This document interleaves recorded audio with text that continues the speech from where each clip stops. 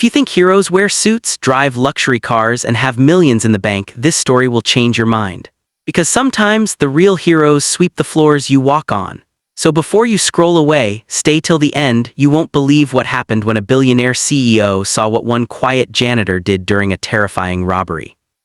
And if this story touches your heart even a little, don't forget to like the video, subscribe, and share it, because good people still exist, and the world needs to hear about them. It was past midnight in the glass tower of Hendrix Industries, one of the biggest tech firms in the country. The city outside glittered, but inside the 50th floor, the office was mostly dark, except for the quiet hum of cleaning machines. Elias, the janitor, moved carefully, almost gracefully, wiping each desk with patient hands. He wasn't young anymore, maybe in his late 50s, his hair silvering at the edges, eyes tired but kind. He'd been with the company for almost 10 years, yet no one really knew him. To most, he was just the janitor.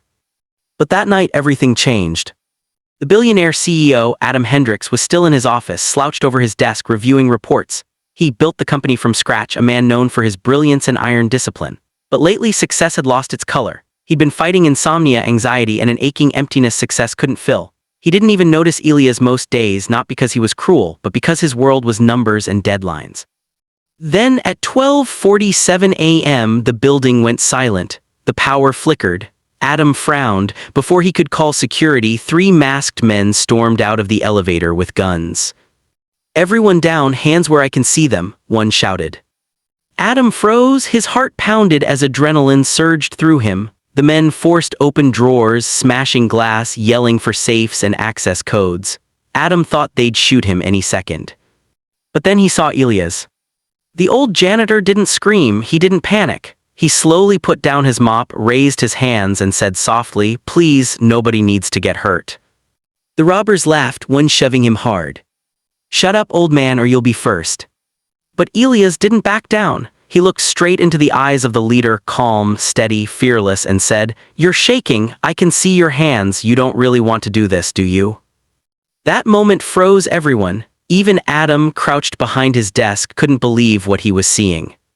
The man hesitated, his breathing faltered. "How would you know?" the robber snapped. Elias' voice was still calm. "Because I've been there, I've made mistakes when I thought there was no way out. You still have a choice right now." It was like time stopped. The leader's gun slowly lowered, his eyes were wet. "I just needed money, my son's surgery," he muttered. Elias nodded slowly. "Then let's get you help the right way. Please don't ruin your life tonight."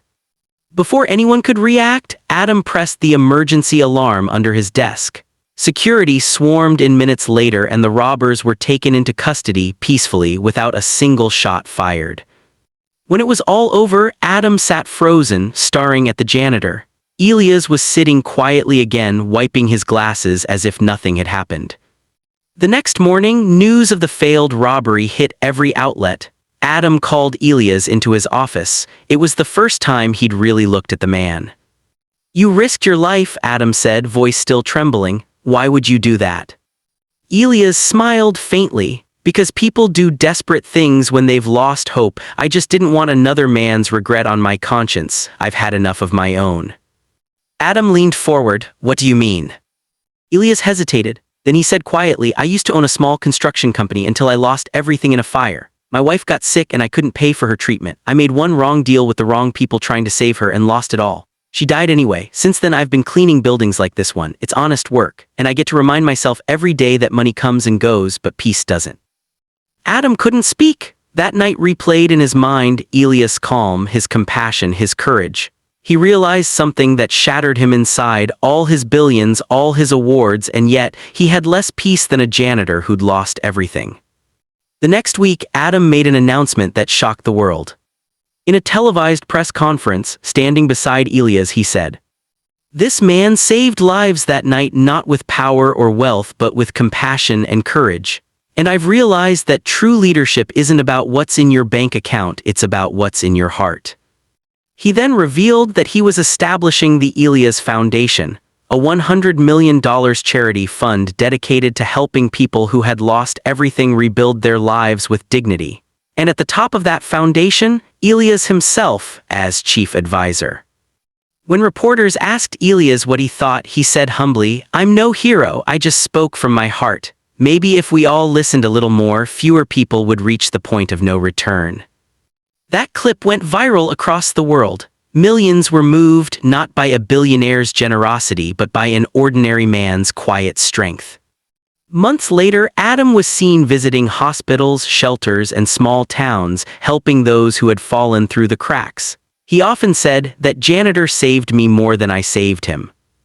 Elias never changed much. He still showed up early, still greeted everyone with a nod and a smile, but now people saw him differently. They saw the light behind his calm, the depth behind his silence. And one night, Adam asked him again, "Elias, how did you stay so calm during that robbery?" Elias smiled gently, "Because I knew panic never saves anyone, but kindness sometimes does." So if you're still watching, remember this. You never know who's watching you or how your quiet courage could change a life. The world doesn't need more powerful people, it needs more peaceful ones.